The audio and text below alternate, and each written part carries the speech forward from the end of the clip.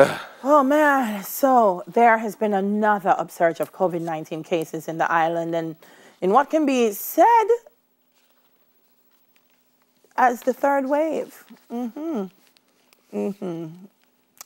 President of the Medical Association of Jamaica, Dr. Andrew Manning, joins us now to tell us what's been happening in our hospitals. Morning, Doc. How are you this morning? Morning, Doc. Hi, morning. I'm fine today. I'm giving thanks. Yeah, man. Good We're under pressure. Good to have you. Good to have you with us. Good to be with you. So when you say the third wave, explain what that phrase means. When you say a third wave, explain that to me. Well, a third rise in cases. All right. We had our first wave sometime, last year after the independence and election activities. And then earlier this year, we saw a second wave, which means a rise in cases. And now we're seeing the numbers of new cases every day going up fairly steadily. In fact, I think yesterday we had over 360 new cases. And along with that, we're also seeing an increase in the numbers of persons requiring hospitalization. So today now in hospital, we have over 300 people hospitalized. That's 302 people hospitalized. And we have very limited bed capacity. So it's very worrying. The other thing we're seeing is a positivity rate approaching 40%, 38.6% positivity rate was the figure yesterday. Yeah. One of the things that I'm not clear on, Doc, is why can't we definitively say what's causing the surge? When people are tested, found positive, do we do any kind of questioning to say, okay, well, this person has been going to work as opposed to this person has been going to the beach? We kind of just carte blanche it and say, oh, it's the party them, or oh, it's something else. Why can't we put a finger on it and say, we have X amount of cases, this is why, and this is how we're going to treat it? No, well, actually, we expected this surge when, at the beginning of June, the restrictions were eased by the authorities and certain activities in the entertainment sector and other sectors, churches and so on, were allowed. And at the time, we had stated that we thought that they were easing restrictions too soon because we had not yet achieved a positivity rate of less than 5%. A positivity rate of over 5% means that you have high transmission of the virus in society. So the surge we're seeing now is a result of the ease in restrictions. The other possibility... And I don't mean to be controversial, Doc, and we're saying this because we have the data to support it. Exactly, the data shows it.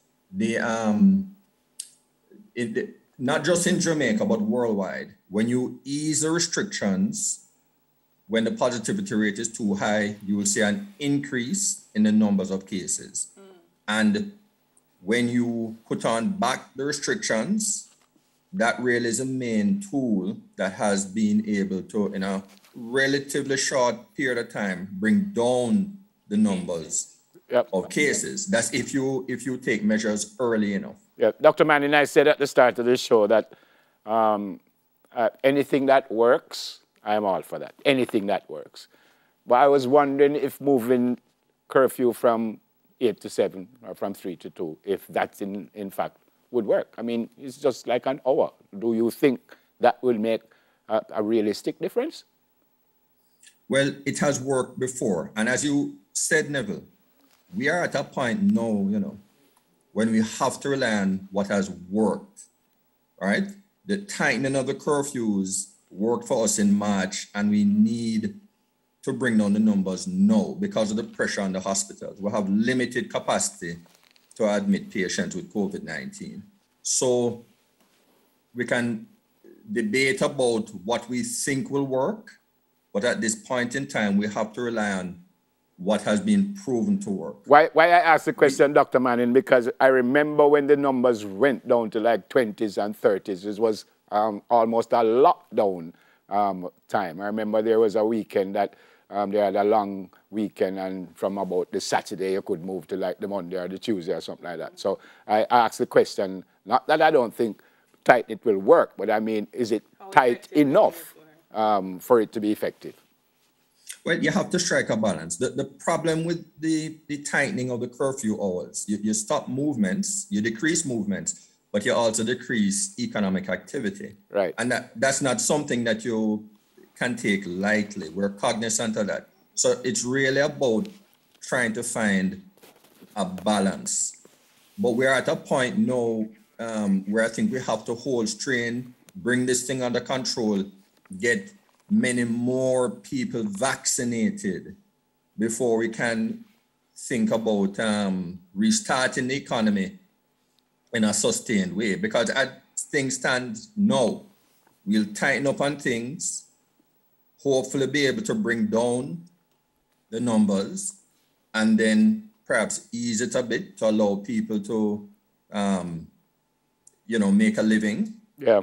And then the numbers will go up again, unless we're able to get many more people vaccinated. As you mentioned that, and I don't know if you have the numbers for that, but are we seeing vaccinated people testing positive now or no? Or I suspect a few. In fact, it was in the news yesterday that 2 people were known to test positive after being vaccinated. And even worldwide, you have had what we call breakthrough cases, people who are fully vaccinated and get the virus. But what you find is that they get a much milder form of the illness. Yeah. And the vaccine is even better at preventing hospitalization due to COVID-19 and deaths. So the vaccine definitely makes you safer. And in places where you have had large levels of vaccination, the UK, for example, you find that you have some cases which we think could be due to the Delta, which are due to the Delta virus variant in the UK, but you're not seeing the same rise in the numbers of deaths. Okay. Speaking about numbers, we just put some graphics up in terms of capacity in the hospitals across the island. How are healthcare workers managing at this time, Doc? Longer hours, more hours, influx of patients? How are we handling this? Well, all of the above, plus the fact that doctors have had to be taken off their leave. The permanent secretary made that announcement. So there is a lot of strain, a lot of stress. Even though you develop coping mechanisms, it's not easy to see persons coming in who are struggling to breathe and who you have to admit who don't do well. You know, that in of itself is traumatic. Mm-hmm. So it is a challenge for the healthcare workers. And I think people in Jamaica need to realize that we have very limited capacity to deal with a large surge in cases. And I suspect, Dr. Manning, that because of that, other illnesses, it might be difficult to treat other illnesses because the COVID people take up the hospital, right? Well, we have had to figuratively push other patients with other conditions to the side. We've had to stop some elective surgeries. In fact, we will have to stop elective surgeries because of this current surge. We simply don't have hospital beds now to admit people. You have people with hypertension, diabetes, other health conditions who are being pushed to the side. And we're going to have to deal with another wave with these persons who have had their treatment delayed. Mm-hmm. It's unfortunate, but we have to do what we have to do at this point in time. So we really need to bring this COVID under control. And I urge all your viewers, please, if you haven't been vaccinated yet, get vaccinated. It is safe.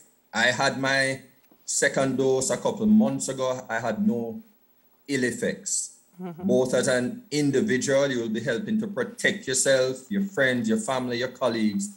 And as a country, we're not going to get out of COVID until we develop herd immunity. That is until we get enough people in Jamaica vaccinated. So please go out and get vaccinated. Doc, I have to push in a quick question before you go. What's the protocol when people go to private doctors? If I have symptoms of COVID-19 and I go to you because I have symptoms, but I'm not sure I have COVID, does the doctor recommend a test? Can the doctor say you have to have a test? What happens? All right, well, firstly, if you are at home and you're having mild symptoms and you suspect you have COVID and you just want to get it checked out, call your doctor first if you have your regular doctor. We're still encouraging people with mild symptoms to stay home. All right. No, the protocol is that if we suspect somebody has COVID, we try and organize a test. Remember, if you have mild symptoms, the chances are you will recover. But what we have to do is look for certain signs that you're deteriorating. It would be good if you could get one of the portable pulse oximeter machines. I have one, but I don't have it near camera. It's something you can get in the pharmacy. You put on your finger, monitor your oxygen saturation, which should be above 95%. If you find it dropping below that, you go to the nearest hospital and seek medical attention. The earlier people are identified who are running into problems, the better it is. Yeah. Thanks, sir. And thank you just for what you guys continue to do for us. Look after yourselves. God bless you and your family, sir. Thanks for coming on this morning. Have you guys been vaccinated? Long time. Long time, sir. Thank you. Please spread the word. I got my second one June 15, I think it was. All right. Thanks for having me. Our pleasure, sir. Dr. Andrew Manning, who's the president of the Medical Association of Jamaica. Coming up next, we hear from a young lady who has dedicated her life to service. Please stay with us.